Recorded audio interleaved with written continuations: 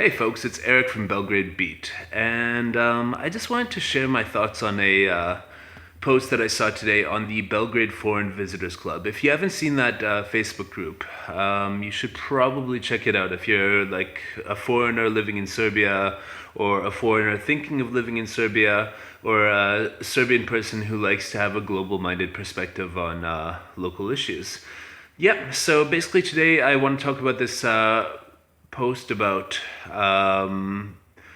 Nikki posted this, and she said, I was wondering if there are any other half Serbs here. I'm half Serbian, half American, raised in the US. I am curious to see what other people's experiences have been like as a half-C. I personally feel a constant battle in myself with beliefs, views, morals, attitudes, etc., simply based on my two cultures.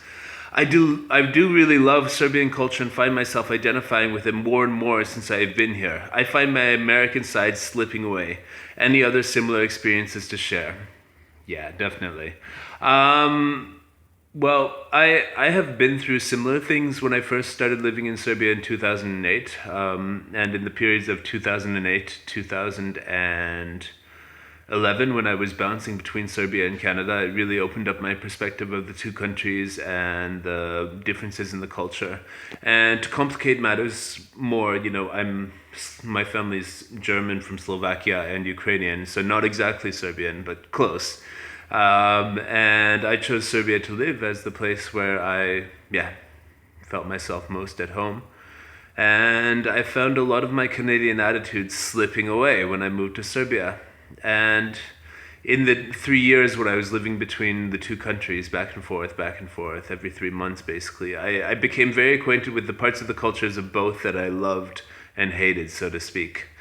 And this whole issue, it all comes down to something that I call being transcultural.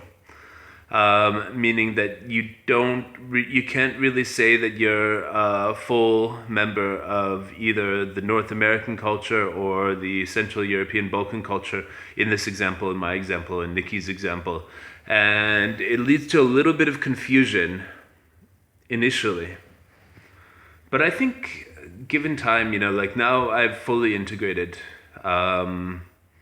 whatever Serbianness I've attained from living here, whatever Germanness, Slavicness that I had from my families and the way that they raised me. And and the thing that I posted back immediately is very important.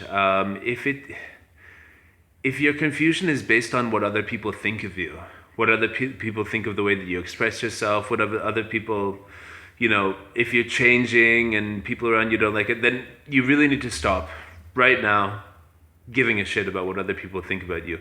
Because if you're on a transcultural journey where, you're sort of destroying this narrative that life is better in America, where you're destroying this narrative that the old world is backwards, and you're uncovering things in yourself that just fit better in the old world, then you really need to stop caring what people back home think or what people here think about that.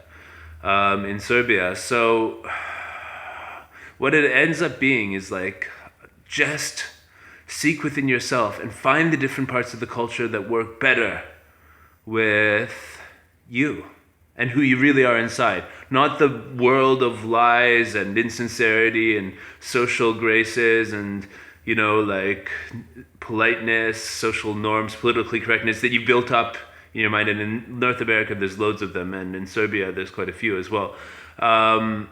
Forget about all of that.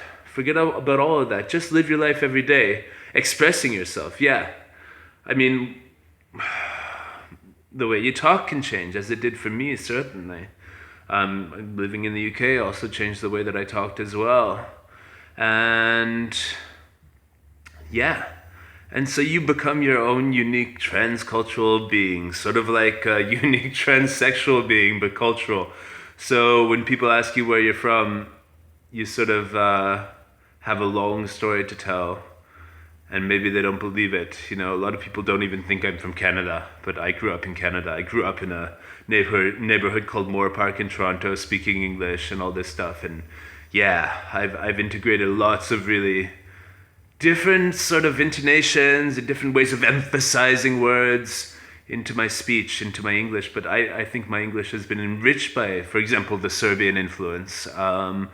And I think that the way that I speak is an accurate representation of who I am inside and the passion that I have burning inside of my soul. So it's all about going on that journey. Yes, it can be a lonely one. Yes, it can be a long one. Yes, it can take a long time to uncover layers of yourself. And yes, you can be made uncomfortable sometimes by experiences that you have,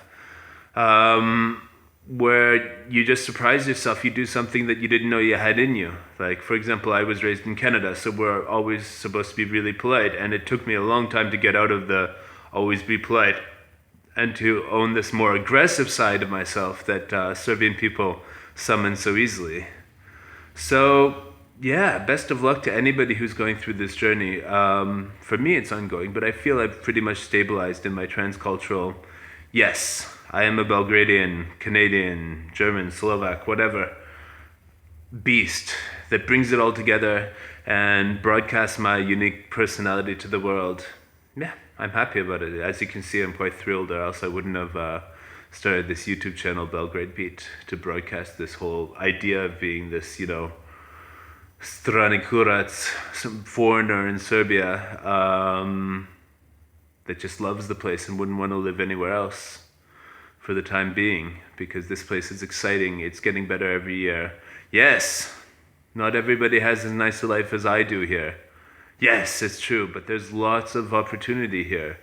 Not only to make money, make businesses, change people's lives, but also to uncover this thing that is human inside here, inside your heart, and express that and release the beast. So thank you for the thought-provoking post, Nikki, and I hope anybody who watches this video, or some people who watch this video, will find it, somehow helpful. Thanks a lot, guys. Catch you later. Bye now.